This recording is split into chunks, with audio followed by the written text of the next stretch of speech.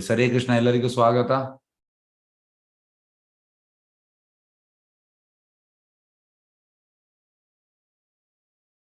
ಶ್ರೀಮದ್ ಭಾಗವತಂ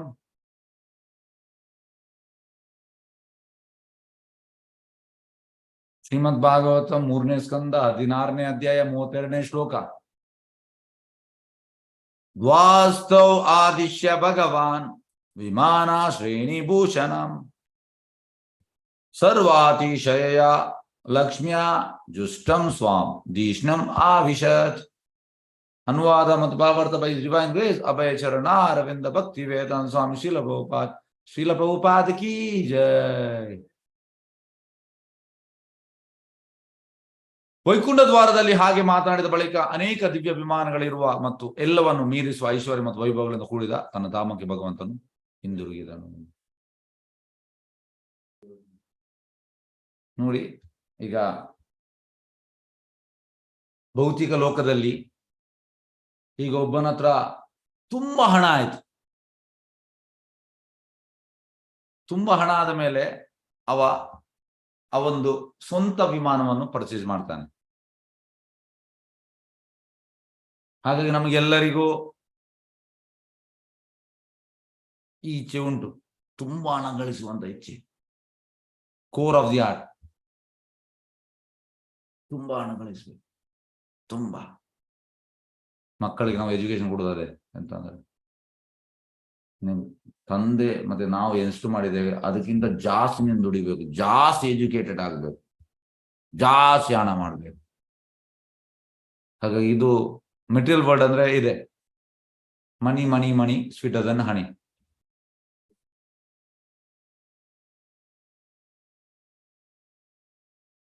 ಸಂಸ್ಕಾರ ಇಲ್ಲ. ಈಗ ಮಕ್ಕಳಿಗೆ ಒಂದೇ ಹಣ, ಹಣದಿಂದ ನಾವು ಹಣದಿಂದ ಇದ್ದೇವೆ. ಹಾಗೆ ಭೌತಿಕದಲ್ಲಿ ಒಬ್ಬ ತುಂಬಾ ಶ್ರೀಮಂತ ಆದ್ರೆ ಈ will purchase is own aeroplane. ಯಾರೇ ಇರಲಿ, ಬಿಸ್ನೆಸ್ ಮ್ಯಾನ್ ಇರಲಿ, ಫಿಲ್ಮ್ ಸ್ಟಾರ್ ಇರಲಿ, ಕ್ರಿಕೆಟ್ ಸ್ಟಾರ್, ಅವ್ರದ್ದು ಇಚ್ಛೆ ಇದೆ ಸ್ವಂತ ಅವ್ರದ್ದು ವಿಮಾನ ಪರ್ಚೇಸ್ ಮಾಡುವಂತ. ಹಾಗಾಗಿ ಇದು ಎಲ್ಲ ನಮ್ಮ ಭೌತಿಕ ಲೋಕದಲ್ಲಿ ಎಲ್ಲ ಜನರ ಹೃದಯದಲ್ಲಿ ಉಂಟು. ತುಂಬಾ ಶ್ರೀಮಂತ ಆಗ್ಬೇಕು, ಶ್ರೀಮಂತ ಆದ್ಮೇಲೆ ವಿಮಾನ. ಈಗ ವೈಕುಂಠಕ್ಕೆ ಹೋಗ್ಲಿಕ್ಕೆ ಒಂದು ಒಳ್ಳೆ ಇನ್ಸ್ಪಿರೇಷನ್ ಅಂತ, ಅಲ್ಲಿ ಹೋದ್ರೆ ನಮ್ಮಲ್ಲಿ ಪರ್ಸನಲ್ ನಮ್ಗೆ ವಿಮಾನ ಸಿಗ್ತದೆ. ಇದು ಒಳ್ಳೆ ಇನ್ಸ್ಪಿರೇಷನ್. ಎನಿಯೋ ನಮ್ಗೆ ವಿಮಾನ ಬೇಕು. ಹಾಗೆ ಇದೊಂದು ಒಳ್ಳೆ ರೀಸನ್ ವೈಕುಂಠಕ್ಕೆ ನಮ್ಗೆ ಡಿಸೈರ್ ಬರುವಂಥದ್ದು, ಯಾಕೆಂದ್ರೆ ಅಲ್ಲಿ ಪರ್ಸನಲ್ ವಿಮಾನ ಸಿಗ್ತದೆ. ಮತ್ತೆ ಆ ವಿಮಾನ ಪ್ರಭುಪಾದ ಹೇಳುವಂಥದ್ದು ಬಡ್ ಫ್ಯಾಕ್ಟ್ರಿಯಿಂದ ಆಗುವಂಥದ್ದಲ್ಲ. ಪ್ರಭುಪಾದ ಹೇಳುವಂಥದ್ದು, year scientists are making aeroplanes, and for that making aeroplane they are making bad factories. Factory ಮಾಡ್ಬೇಕು, ಅಲ್ಲಿ ಫ್ಯಾಕ್ಟ್ರಿಯಲ್ಲಿ ಬಡ್ ಮಾಡ್ಬೇಕು. ಇದು ಇಲ್ಲಿ ಮಾಡ್ತಾರೆ, ಆದ್ರೆ ಅಲ್ಲಿ ಹಾಗೆಲ್ಲ ಅಂತೆ. ಅಲ್ಲಿ ಈ ಚಿಂತಾಮಣಿಯಿಂದ ಎಂತಂದ್ರೆ ನಿಮ್ಗೆ ಆ ವಿಮಾನ ಬೇಕು, ಅಲ್ಲಿ ವಿಮಾನ ಬಂದಾಯ್ತು. ಫ್ಯಾಕ್ಟ್ರಿ ಬೇಕಂದಿಲ್ಲ ವಿಮಾನಕ್ಕೆ, ಎಂತ ಬೇಕು ಅದೆಲ್ಲ ಸಿಗ್ತದೆ ಅಲ್ಲಿ. ಆದ್ರೆ ಅದು ಟ್ರಾನ್ಸ್ಪರೆಂಟಲ್ ಮೆಟೀರಿಯಲ್ ಅಲ್ಲ, ಫ್ಯಾಕ್ಟ್ರಿಯಿಂದ ಮಾಡಿದ ವಿಮಾನ ಅಲ್ಲ.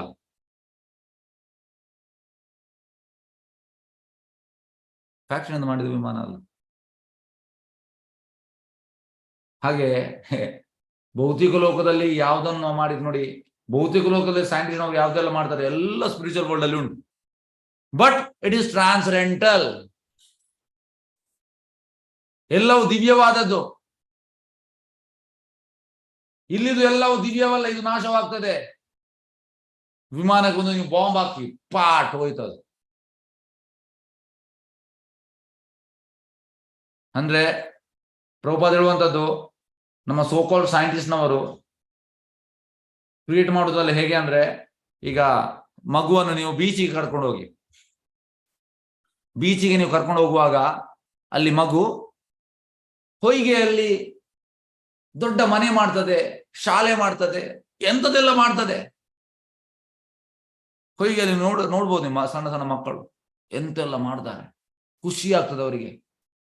ಮತ್ತೆ ತೋರಿಸ್ತಾರೆ ನೋಡಿ, ಇದು ನಮ್ದು ಮನೆ, ಇದು ನಮ್ದು ಶಾಲೆ, ಇದು ಹೀಗೆ ಎಲ್ಲ ತೋರಿಸ್ತಾರೆ. ಸಡನ್ ಎಂತ ಆಗ್ತದೆ ಅಂದ್ರೆ ಈ ವೇವ್ಸ್ ಬರ್ತದೆ, ಅಲೆ ಬರ್ತದೆ, ಆ ಹೊಯ್ಗೆಯನ್ನು ಕೊಚ್ಚಿಕೊಂಡು ಹೋಗ್ತದೆ. ಮನೆ ಕೂಡ ಫಿನಿಶ್, ಅವನ ಶಾಲೆ ಕೂಡ ಫಿನಿಶ್.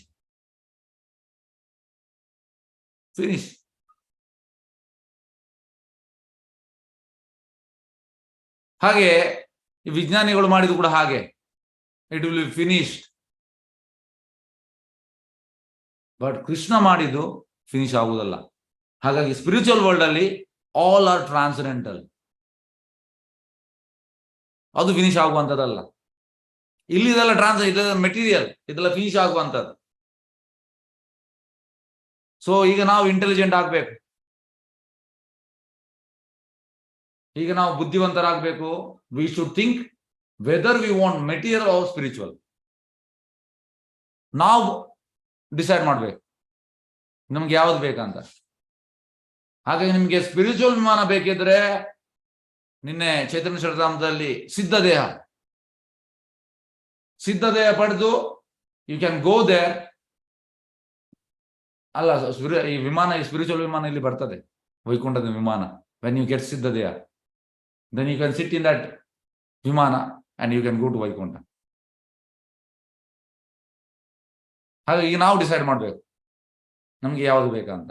ನಮಗೆ ಭೌತಿಕ ಬೇಕಾ? ಭೌತಿಕ ಅಂದ್ರೆ ಕೊಳಕು, ಎನಿ ಮೂಮೆಂಟ್ ಅದು ನಾಶ ಆಗ್ಬೋದು.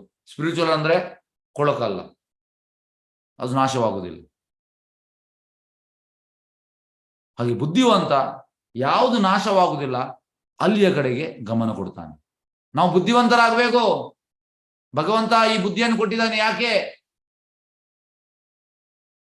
ಭಗವಂತನ ಬಗ್ಗೆ ತಿಳಿಲಿಕ್ಕೆ, ಭಗವಂತನ ಧಾಮದ ಬಗ್ಗೆ ತಿಳಿಲಿಕ್ಕೆ, ಮತ್ತೆ ಮರಳಿ ಅಲ್ಲಿಗೆ ಹೋಗ್ಲಿಕ್ಕೆ. ಇದಕ್ಕೆ ಬುದ್ಧಿ ಕೊಟ್ಟದ್ದು ಭಗವಂತ. ಭಗವಂತ ಕೊಟ್ಟ ಬುದ್ಧಿಯನ್ನು ನಾವು ಭಗವಂತನಿಗೆ ಯೂಸ್ ಮಾಡ್ಬೇಕು. ಭಗವಂತನ ಕೊಟ್ಟ ಬುದ್ಧಿಯನ್ನು ಭಗವಂತನಿಗೆ ಯೂಸ್ ಮಾಡ್ಬೇಕು. This is intelligence. ಹಾಗಾಗಿ ನಾವು ಬುದ್ಧಿವಂತರಾಗಬೇಕು, ಬುದ್ಧಿಹೀನರಲ್ಲ. ಬುದ್ಧಿಹೀನರಂದ್ರೆ ಈ ಸೋ ಕಾಲ್ಡ್ ವಿಮಾನದ ಕಡೆಗೆ ನಮ್ಗೆ ಆಸಕ್ತಿ, ಮೆಟೀರಿಯಲ್ ವಿಮಾನ. ದಯವಿಟ್ಟು ಸೋ ಕಾಲ್ಡ್ ವಿಮಾನದ ಕಡೆ ಆಸಕ್ತಿ ಮಾಡಬೇಡಿ ಸರ್. ಮಕ್ಕಳನ್ನು ಕೂಡ ಅದಕ್ಕೆ ನಾವು ಟ್ರೈನ್ ಮಾಡೋದು ಅದೇ. We are creating Asus, we are creating ಅಂದ್ರೆ ಇಂದಿನ ಮಕ್ಕಳು ಮುಂದಿನ ಜನಾಂಗ ಅಲ್ಲ. ಇಂದಿನ ಮಕ್ಕಳು ಮುಂದಿನ ಕತ್ತೆ, ಮತ್ತೆ ಈ ಕ್ಯಾಮಲ್ ಒಂಟೆ, ಮತ್ತೆ ಹಂದಿ, ಮತ್ತೆ ನಾಯಿ. ನಾವು ಇದನ್ನು ಕ್ರಿಯೇಟ್ ಮಾಡ್ತಾ ಇದ್ದೇವೆ. ಇದನ್ನು ಕ್ರಿಯೇಟ್ ಮಾಡೋದು ಬೇಡ. ಯಾಕೆಂದ್ರೆ ಈ 4 ಅಂತಂದ್ರೆ ಪ್ರಾಣಿಗಳಿಗೆ ಭಗವಂತ ಯಾರು ಅರ್ಥ ಮಾಡ್ಲಿಕ್ಕೆ ಆಗುದಿಲ್ಲ. 4 ಮಾಡುವಂತ ಕಾರ್ಯಗಳು ತುಂಬಾ ಹೀನ ಕಾರ್ಯಗಳು. ಹಾಗಾಗಿ ಇಂದಿನ ಮಕ್ಕಳು ಅದನ್ನೇ ಮಾಡ್ತಾ ಇದ್ದಾರೆ, ಅದನ್ನು ಮಾಡಬಾರ್ದು.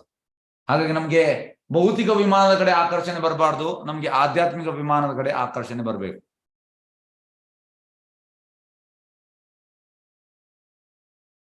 ದಿವ್ಯ ವಿಮಾನ ನೋಡಿ, ನಮ್ದು ಭೌತಿಕದು ದಿವ್ಯ ವಿಮಾನ ಅಲ್ಲ. ದಿವ್ಯ ಅಂದ್ರೆ ಟ್ರಾನ್ಸೆಂಡೆಂಟಲ್. ಇಲ್ಲಿ ಯಾವುದು ಉಂಟು ಟ್ರಾನ್ಸೆಂಡೆಂಟಲ್? ಯಾವುದು?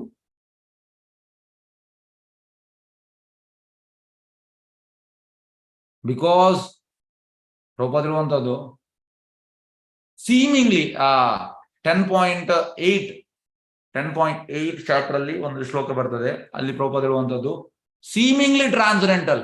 It looks like transcendental but it is not transcendental.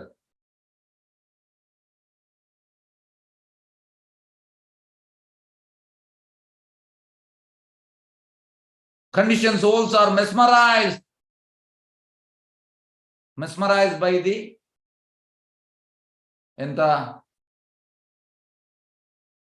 so-called superficial things in this material world. ಹಾಗಾಗಿ ಅದು ಯಾರಿಗೆ ಆಧ್ಯಾತ್ಮಿಕ ಜ್ಞಾನ ಇಲ್ಲ ಅವನಿಗೆ ಅದು ಕಾಣ್ತದೆ. ವಿಮಾನ ಮಾರೆ, ಸೈಂಟಿಸ್ಟ್ನವರು ಎಂತ ವಿಮಾನ. ಆಧ್ಯಾತ್ಮಿಕ ಲೋಕದಲ್ಲಿ ಎಲ್ಲರ ಹತ್ರ ಉಂಟು, ಎಲ್ಲರ ಹತ್ರ. ಇಲ್ಲಿ ಹಾಗೆ ಅಲ್ಲ, ಇಲ್ಲಿ ರಿಚರ್ಸ್ ಪರ್ಸನ್ ಹತ್ರ ಮಾತ್ರ ಇರುವಂಥದ್ದು, ಎಲ್ಲರಿಗೆ ಎಫೋರ್ಡ್ ಮಾಡ್ಲಿಕ್ಕೆ ಆಗುದಿಲ್ಲ. ಕಾರೇ ಪರ್ಚೇಸ್ ಮಾಡ್ಲಿಕ್ಕೆ ಆಗುದಿಲ್ಲ ಬಿಡಿ, ಅದು ವಿಮಾನ ಹೋಗಿ. ನಮ್ದು ಕಂಡೀಷನ್ ಆಗಿ ಉಂಟು, ನಿಮಗೆ ಎಫೋರ್ಡ್ ಮಾಡ್ಲಿಕ್ಕೆ ಆಗುದು. ಆದ್ರೆ ಈ ವಿಮಾನವನ್ನು ಎಫೋರ್ಡ್ ಮಾಡ್ಬೋದು. ಇದಕ್ಕೆ ನಾವು ಒಂದೇ ಎಂತ ಅಂತ condition, you should become serious. ನಾವು ಸೀರಿಯಸ್ ಆಗ್ಬೇಕಂತೆ. ಮತ್ತೆ ಯು ಶುಡ್ ಗೆಟ್ ಸಿದ್ಧ ದೇಹ, then you will get spiritual ವಿಮಾನ. ಹಾಗೆ ವೈಕುಂಠ ದ್ವಾರದಲ್ಲಿ ಹಾಗೆ ಮಾತನಾಡಿದ ಬಳಿಕ ಅನೇಕ ದಿವ್ಯ ವಿಮಾನಗಳಿರುವ ಮತ್ತು ಎಲ್ಲವನ್ನು ಮೀರಿಸುವ ಐಶ್ವರ್ಯ ಮತ್ತು ವೈಭವಗಳಿಂದ ಕೂಡಿದ ತನ್ನ ಧಾಮಕ್ಕೆ ಭಗವಂತನು ಹಿಂದಿರುಗಿದ. ಈ ಕುಮಾರರೊಟ್ಟಿಗೆ ಮಾತಾಡಿದ ಮೇಲೆ ಅವನ ಧಾಮಕ್ಕೆ ಹೋಗ್ತಾನೆ. ಅವನ ಧಾಮ ಅಂದ್ರೆ ಐಶ್ವರ್ಯ ಮತ್ತು ವೈಭವ. ಇಲ್ಲಿ ಹಾಗೆ ಅಲ್ಲ, ಇಲ್ಲಿ ಐಶ್ವರ್ಯ ಇಲ್ಲ. ಇಲ್ಲಿದು ಐಶ್ವರ್ಯ ಅಂತಂದ್ರೆ ಲಿಮಿಟೆಡ್.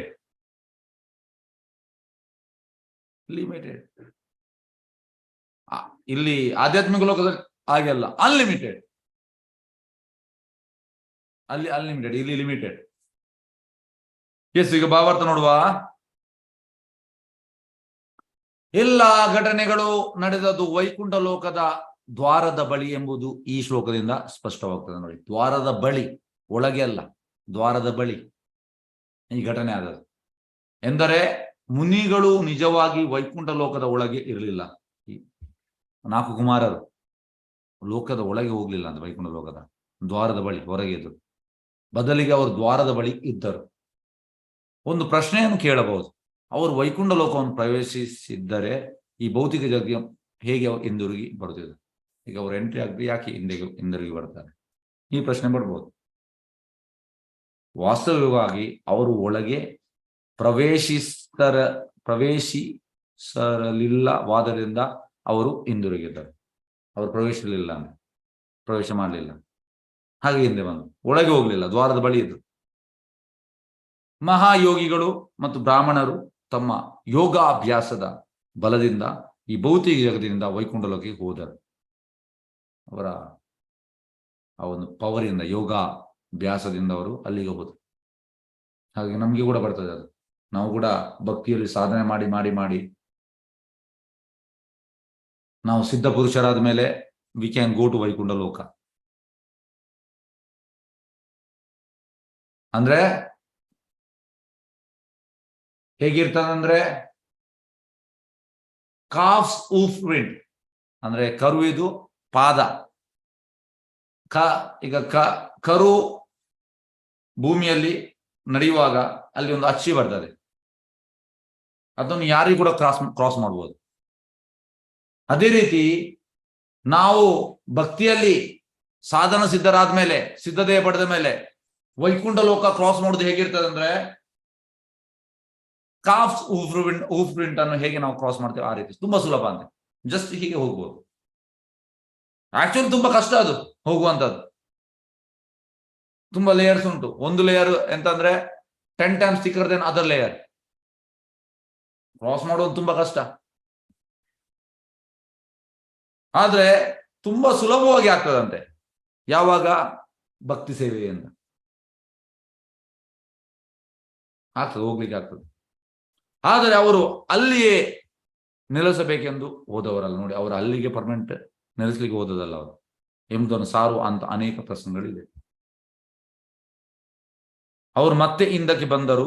ಭಗವಂತನು ಅನೇಕ ವೈಕುಂಠ ವಿಮಾನಗಳಿಂದ ಸುತ್ತುವರಿದಿದ್ದಾನೆ ಎಂಬುದು ಕೂಡ ಇಲ್ಲಿ ದೃಢಪಟ್ಟಿದೆ ನೋಡಿ. ಭಗವಂತ ಅಂದ್ರೆ ಫುಲ್ ಆಫ್ ವಿಮಾನ. ಈಗ ನೋಡಿ, ನಮ್ಮ ಪ್ರಧಾನಮಂತ್ರಿ ವಿಮಾನದಲ್ಲಿ ಎಲ್ಲಿ ಬೇಕಿದ್ರು ಹೋಗ್ತಾರೆ ಅವರು. ಆದ್ರೆ ಈ ಮೆಟೀರಿಯಲ್ ವರ್ಲ್ಡ್ ಅಲ್ಲಿ ಮಾತ್ರ ಹೋಗ್ಲಿಕ್ಕೆ ಆಗ್ತದೆ, ಬೇರೆ ಕಡೆ ಹೋಗ್ಲಿಕ್ಕೆ ಆಗುದಿಲ್ಲ ಪ್ರಧಾನಮಂತ್ರಿ. ಆದ್ರೆ ಭಗವಂತ ಹಾಗೆ ಅಲ್ಲ. ಭಗವಂತನ ಸುತ್ತಿರುವಂತದ್ದು ವಿಮಾನ. ಅದು ಕೂಡ ಯಾವುದು ವಿಮಾನ? ಇಲ್ಲಿ ಹಾಗೆ ಹೇಗಂದ್ರೆ, ಇದಕ್ಕೊಂದು ಉದಾಹರಣೆ ಹೇಳ್ತೇನೆ. ಇದು ಒಮ್ಮೆ ಒಬ್ಬ ಪ್ರಭುಪಾದಿಗೆ ಹೇಳುವಂಥದ್ದು. ಹೀಗೆ ವಿಮಾನ ನೋಡ್ತಾ ಇದ್ದಾನೆ, ನೋಡಿ ಪ್ರಭುಪಾದ ಹೇಳುವಂಥದ್ದು, these scientist are very great. ಈ ವಿಜ್ಞಾನಿಗಳು ತುಂಬಾ ಗ್ರೇಟ್ ಅಂತೆ ಅವ್ ಹೇಳುವಂಥದ್ದು. Prabhupada Y? Because he has created such a nice aeroplane. ಚಂದವಾದ ಏರೋಪ್ಲೇನ್ ಅನ್ನು ನಿರ್ಮಿಸಿದ್ದಾನೆ ಅವನು. ಪ್ರಭುಪಾದಿಗೆ ನೋಡಿದ್ರು, as soon as your petrol is finished, everything is finished. ಅಂದ್ರೆ ಪೆಟ್ರೋಲ್ ಮುಗಿದ ಕೂಡಲೇ ಪ್ರಭುಪಾದ ಹೇಳಿದ್ದಾರೆ, ಪೆಟ್ರೋಲ್ ಹಬ್ಬ ಅಂದ್ರೆ 100 ವರ್ಷ, ಈಗ 50 ವರ್ಷ ಆಯ್ತು ಪ್ರಭುಪಾದ ಹೇಳಿ, ಇನ್ನೊಂದು 50 ವರ್ಷ ಇರ್ಬೋದು ಪೆಟ್ರೋಲ್. ಹಾಗೆ your petrol is finished, everything is finished. Everything is finished. So when your scientists create, it is like this. But when Krishna creates, it will continuously floating. No need of coming back. ಹಿಂದೆ ಬರುವಂತ ಅಗತ್ಯ ಇಲ್ಲ. ಹಾಗೆ ಪ್ರಭುಪಾದ ನೋಡಿ, ಪ್ರಭುಪಾದಿಗೆ vision ಉಂಟು. ಪ್ರಭುಪಾದಿಗೆ vision, Prabhupada ಎಲ್ಲ ಕಾಣ್ತದೆ, correct ಆಗಿ ಕಾಣ್ತದೆ. ಹಾಗೆ ಭಗವಂತನು ಅನೇಕ ವೈಕುಂಠ ವಿಮಾನಗಳು ಸುತ್ತುವರಿದಿದ್ದಾನೆ ಎಂಬುದು ಕೂಡ ಇಲ್ಲಿ ದೃಢಪಟ್ಟಿದೆ. ಈ ಭೌತಿಕ ಜಗತ್ತಿನ ಎಲ್ಲ ವೈಭವಗಳನ್ನು ಮೀರಿದ ಅದ್ಭುತ ಐಶ್ವರ್ಯಗಳಿಂದ ವೈಕುಂಠ ಲೋಕವು ಕೂಡಿದೆ ಎಂಬುದು ಇಲ್ಲಿ ವರ್ಣಿತವಾಗಿದೆ. ನೋಡಿ, ಭೌತಿಕ ಜಗತ್ತಿನಲ್ಲಿ ವೈಭವ ಇಲ್ಲ, ಇಟ್ ಇಸ್ ಜಸ್ಟ್ ಛಾಯೆ. ಇಟ್ ಇಸ್ ಜಸ್ಟ್ ಛಾಯೆ. ಹೇಗೆಂದ್ರೆ ರಿಫ್ಲೆಕ್ಷನ್, ಉಲ್ಟಾ ಮರ. ನಿಜವಾದ ಮರ ವೈಕುಂಠದಲ್ಲಿ ಉಂಟು, ಇಲ್ಲಿ ಉಲ್ಟಾ. ನೀವು ನದಿ ಪಕ್ಕದಲ್ಲಿ ಒಂದು ಮರ ಇದ್ರೆ ಅದರ ರಿಫ್ಲೆಕ್ಷನ್ ನೀರಿಗೆ ಬೀಳುವಾಗ ನಿಮಗೆ ಕಾಣ್ಬೋದು ಉಲ್ಟಾ. ಬೇರು ಎಲ್ಲ ಮೇಲೆ, ಉಲ್ಟದೆಲ್ಲ ಕೆಳಗೆ. ಹಾಗಾಗಿ ಮೆಟೀರಿಯಲ್ ವರ್ಲ್ಡ್ ಅಲ್ಲಿ ನಿಜವಾದ ವೈಭವ ಇಲ್ಲ. ಆದ್ರೆ ನಾವು ಮಾಯಲ್ಲಿದ್ದ ಕಾರಣ ನಮ್ಗೆ ಕಾಣ್ತದೆ ಹಾಗೆ, ಈ ರೀತಿ ನಾವು ನೋಡುವಂಥದ್ದು. ಇದು ವೈಭವ ಅಲ್ಲ sir. We are in illusion, ಭ್ರಮೆಯಲ್ಲಿದ್ದೇವೆ. ಹಾಗೆ ಯಾವುದು ಅಲ್ಲ ಅದನ್ನು ನಾವು ಹೌದು ಅಂತ ಭಾವಿಸ್ತಾ ಇದ್ದೇವೆ, ಯಾಕೆ ನಾವು ಮಾಯಲ್ಲಿದ್ದೇವೆ. ಮಾಯಾಲೋಕ. ನಿಜವಾದ ವೈಭವ ಇರುವಂತದ್ದು ಆಧ್ಯಾತ್ಮಿಕ ಲೋಕ. ಈ ಭೌತಿಕ ಜಗತ್ತಿನ ಎಲ್ಲ ವೈಭವ ಮೀರಿದ ಅದ್ಭುತ ಐಶ್ವರ್ಯಗಳಿಂದ ವೈಕುಂಠ ಲೋಕವು ಕೂಡಿದೆ ಎಂಬುದಲ್ಲಿ ವರ್ಣಿತವಾಗಿದೆ. ಇತರ ಎಲ್ಲಾ ಜೀವಿಗಳು, ದೇವತೆಗಳು ಸೇರಿದಂತೆ ಬ್ರಹ್ಮನಿಂದ ಜನಿಸಿದರು. ಎಲ್ಲರೂ ಬ್ರಹ್ಮನಿಂದ ಜನಿಸಿದ್ದು.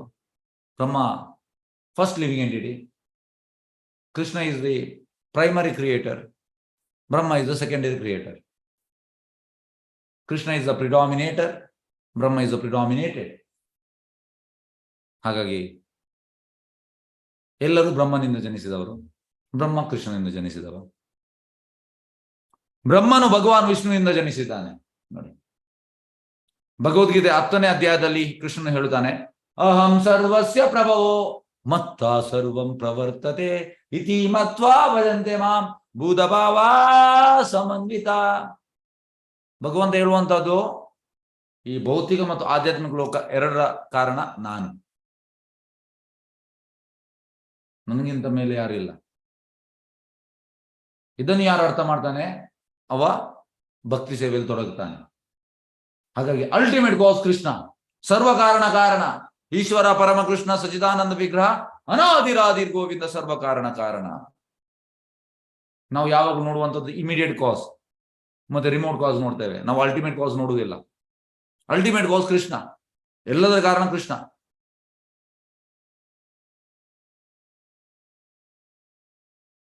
ಭೌತಿಕ ಜಗತ್ತಿನ ಎಲ್ಲ ಅಭಿವ್ಯಕ್ತ ಮೂಲ ಭಗವಾನ್ ವಿಷ್ಣು, ಎಲ್ಲದರ ಮೂಲ ಎಂದು ತಿಳಿದವರು, ಸೃಷ್ಟಿಯ ಪ್ರಕ್ರಿಯೆಯು ಪರಿಚಯವುಳ್ಳವರು ಮತ್ತು ವಿಷ್ಣು ಅಥವಾ ಕೃಷ್ಣನು ಎಲ್ಲ ಜೀವಿಗಳ ಆರಾಧ್ಯವೆನ್ ಎಂಬ ಅರಿವುಳ್ಳವರು ವೈಷ್ಣವರಾಗಿ ವಿಷ್ಣು ಪೂಜೆಯಲ್ಲಿ ತಮ್ಮನ್ನು ತಾವು ತೊಡಗಿಸಿಕೊಳ್ತಾರೆ. ನೋಡಿ, ಯಾರಿದನ್ನು ತಿಳಿತಾನೆ ಅವ ಕೃಷ್ಣನ ಪೂಜೆಯಲ್ಲಿ ತೊಡಗಿಸಿಕೊಳ್ಳುತ್ತಾನೆ. ಕೃಷ್ಣ ಎಲ್ಲ ಕಾರಣ ಅಂತ, ಅಲ್ಟಿಮೇಟ್ ಕಾಸ್. ಇದನ್ನು ನಾವು ತಿಳಿಬೇಕು.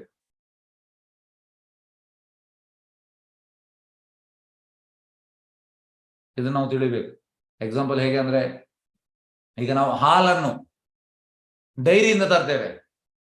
ಡೈರಿ ಇಮಿಡಿಯೇಟ್ ಕಾಸ್, ಮಿಲ್ಕ್ ಡೈರಿ. ಆ ಡೈರಿಗೆ ಎಲ್ಲಿಂದ ಸಿಗ್ತದೆ ಹಾಲು? ಹಸುವಿಂದ. ಅದು ರಿಮೋಟ್ ಕಾಸ್. ಹಸು ಹಾಲು ಹೇಗೆ ಕೊಡುವಂಥದ್ದು? ಹಸು ಹಾಲು ಕೊಡುವಂಥದ್ದು ಸೂರ್ಯ ನೀರನ್ನು ಇವಾಪರೇಟ್ ಮಾಡ್ತಾನೆ, ಆಗ ಕ್ಲೌಡ್ ಫಾರ್ಮ್ ಆಗ್ತದೆ, ಮಳೆ ಬರ್ತದೆ. ಆದ್ರೆ ಸೂರ್ಯ ಇಂಡಿಪೆಂಡೆಂಟಾ? ಅಲ್ಲ. ಯಕ್ಷುರೇಜ ಸವಿತಾ ಸಗಳ ಗ್ರಹಣ ರಾಜ ಸಮಸ್ತ ಸುರಮೂರ್ತಿ ಅಶೇಷ ತೇಜ ಎಸ್ ಯಜ್ಞ ಭ್ರಮತಿ ಸಮೃತ ಕಾಲ ಚಕ್ರೋ ಗೋವಿಂದಮಾದಿ ಪುರುಷಂ ತಮಂ ಭಜಾಮಿ. Sun is the king of all planets ಅಂತೆ ಈ ಶ್ಲೋಕ ಹೇಳುವಂಥದ್ದು. ಎಲ್ಲ ರಾಜಗಳ ಗ್ರಹಗಳ ರಾಜ. ಆದವ ಇಂಡಿಪೆಂಡೆಂಟ್ ಅಲ್ಲ, ಅವ ಡಿಪೆಂಡೆಂಟ್ ಕೃಷ್ಣನಿಗೆ. ಸೂರ್ಯನಿಗೆ ಶಕ್ತಿ ಬರೋದು ಕೃಷ್ಣನಿಂದ. ಹಾಗಾಗಿ ಕೃಷ್ಣ ಇಂದ್ರನಿಗೆ ಆರ್ಡರ್ ಮಾಡ್ತಾನೆ, ಮತ್ತೆ ಇಂದ್ರ ಮಳೆಯನ್ನು ಸುರಿಸ್ತಾನೆ. ಮಳೆಯಿಂದ ಹುಲ್ಲು ಆಗ್ತದೆ, ಹುಲ್ಲನ್ನು ಹಸು ತಿಂತದೆ, ಹಾಲು ಕೊಡ್ತದೆ. ಹಾಗಾಗಿ ಅಲ್ಟಿಮೇಟ್ ಕಾಸ್ ಯಾರು? ಕೃಷ್ಣ. ಕೃಷ್ಣ ಆ ಮಳೆಯನ್ನು ಸುರಿಸದಿದ್ರೆ ಹುಲ್ಲು ಆಗುದಿಲ್ಲ, ಹುಲ್ಲು ತಿನ್ನದೆ ಹಸು ಹೇಗೆ ಕೊಡುವಂಥದ್ದು ಹಾಲು? ಹಾಗಾಗಿ ನಾವು ಯಾವಾಗಲೂ ಅಲ್ಟಿಮೇಟ್ ಕಾಸ್ ಅನ್ನು ನೋಡ್ಬೇಕು. ಸರ್ವ ಕಾರಣ ಅಲ್ಟಿಮೇಟ್ ಕಾಸ್ ಕೃಷ್ಣ. ನಾವು ನೋಡುವಂತದ್ದು ಇಮಿಡಿಯೇಟ್ ಕಾಸ್ ಮಾತ್ರ. ಡೈರಿಯಿಂದ ಹಾಲು ಸಿಗ್ತದೆ. ಈಗ ಎಂತ ಅಂದ್ರೆ ನಮ್ಮ ಸೋಕಾಲ್ಡ್ ಎಜುಕೇಶನ್ ಸಿಸ್ಟಮ್ ಎಂತ ಅಂದ್ರೆ ಎಷ್ಟು ಡಲ್ ಹೆಡೆಡ್ ಅಂದ್ರೆ ಮಕ್ಕಳೆಲ್ಲ ನೋಡಿ. ನಾವು ದೊಡ್ಡ ದೊಡ್ಡ ಹೆಸರೆಲ್ಲ ಕೊಟ್ಟಿದ್ದೇವೆ ಮಕ್ಕಳಿಗೆ, ಅಂದ್ರೆ ಎಜುಕೇಶನ್ ಸಿಸ್ಟಮ್ಗೆ, ಆ ಡಿಗ್ರಿ ಈ ಡಿಗ್ರಿ. ಆದ್ರೆ ಸಣ್ಣ ಮಕ್ಕಳಿಗೆ ಡೈರಿಯಿಂದ ಹಾಲು ಬರುವುದು ಗೊತ್ತುಂಟು, ಹಾಲು ಹಸು ಹೇಗೆ ಕೊಡುವುದು, ಹಸು ಯಾಕೆ ಕೊಡುವಂಥದ್ದು ಇದೆಲ್ಲ ಗೊತ್ತಿಲ್ಲ. ಇದು ನಮ್ಮ ಎಜುಕೇಶನ್ ಸಿಸ್ಟಮ್. ಎಂತ ಒಂದು ಕೀಳು ಮಟ್ಟದ ಎಜುಕೇಶನ್ ಸಿಸ್ಟಮ್. ಮಕ್ಕಳನ್ನು ನಾವು ಪ್ರಾಣಿಗಳಾಗಿ ಬೆಳೆಸ್ತಾ ಇದ್ದೇವೆ ಅಷ್ಟೇ, ಏನು ಜ್ಞಾನ ಇಲ್ಲ. ಹಾಗೆ ನಾವು ಅಲ್ಟಿಮೇಟ್ ಕಾಸ್ ಕಡೆ ಗಮನ ಕೊಡ್ಬೇಕು, ಇಮಿಡಿಯೇಟ್ ಕಾಸ್ ಮತ್ತೆ ರಿಮೋಟ್ ಕಾಸ್ಗೆ ಅಲ್ಲ. ಯಾರು ಅಲ್ಟಿಮೇಟ್ ಕಾಸ್ ಅರ್ಥ ಮಾಡ್ತಾನೆ ಅವ ಭಗವಂತನನ್ನು ಪೂಜೆ ಮಾಡ್ತಾನಂತೆ. ನೋಡಿ, ವೈಷ್ಣವರಾಗಿ ವಿಷ್ಣು ಪೂಜೆಯಲ್ಲಿ ತಮ್ಮನ್ನು ತಾವು ತೊಡಗಿಸಿಕೊಳ್ತಾರೆ ಯಾರು? ಅಲ್ಟಿಮೇಟ್ ಕಾಸ್ ಕೃಷ್ಣ ಗೊತ್ತಾದ ಮೇಲೆ. ವೇದ ಮಂತ್ರಗಳು ಕೂಡ ಇದನ್ನೇ ಸಮರ್ಥಿಸುತ್ತವೆ. ಓಂ ತದ್ವಿಷ್ಣು ಪರಂ ಪದಂ. ವಿಷ್ಣುವನ್ನು ಅರಿಯುವುದೇ ಬದುಕಿನ ಧ್ಯೇಯವಾಗಿದೆ. ಬದುಕಿನ ಧ್ಯೇಯ ಅಂತ ಅಂದ್ರೆ ವಿಷ್ಣುವನ್ನು ತಿಳಿಬೇಕು ನಾವು. ನತೇ ವಿದು ಸ್ವಾರ್ಥಗತಿಂ ವಿಷ್ಣು. ಸ್ವಾರ್ಥ ಇರ್ಬೇಕಂತ, ವಿಷ್ಣುವನ್ನು ಪಡೀಲಿಕ್ಕೆ ಸ್ವಾರ್ಥ ಇರಬೇಕು, ವಿಷ್ಣುವನ್ನು ತಿಳಿಬೇಕು ನಾವು. ಇದು ಬದುಕಿನ ಧ್ಯೇಯ, ಗೋಲ್. ಭಾಗವತವು ಕೂಡ ಬೇರೆಡೆಯಲ್ಲಿ ಇದನ್ನು ದೃಢೀಕರಿಸಿದೆ. ಮೂಢರು ವಿಷ್ಣು ಪರಮ ಆರಾಧ್ಯ ವಸ್ತು ಎಂಬುದನ್ನು ತಿಳಿಯದೆ ಈ ಭೌತಿಕ ಅನೇಕ ಪೂಜನೆ ವಸ್ತುಗಳನ್ನು ಸೃಷ್ಟಿಸುತ್ತಾರೆ ಮತ್ತು ಅದರಿಂದ ಅವರು ಪತನ ಹೊಂದುತ್ತಾರೆ. ಹಾಗಾಗಿ ಮೂಢರು ಎಂತ ಮಾಡ್ತಾರೆ? ವಿಷ್ಣು ಅಲ್ಟಿಮೇಟ್ ಕಾಸ್ ಅಂತ ಒಪ್ಪುವುದಿಲ್ಲ. ಹಾಗೆ ಮತ್ತೆ ಅವರಿಗೆ ಪತನ ಕೂಡ ಆಗ್ತದಂತೆ. ಎಸ್, ಹರೇ ಕೃಷ್ಣ. ಒಂದು ನಿಮಿಷ ಮೊಬೈಲ್ ಓಪನ್ ಮಾಡ್ತೇನೆ.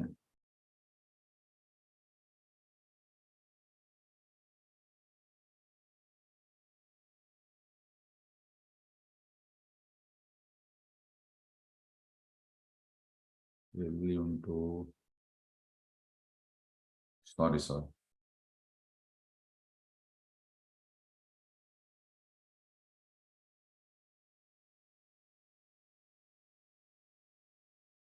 ವಾಹ್,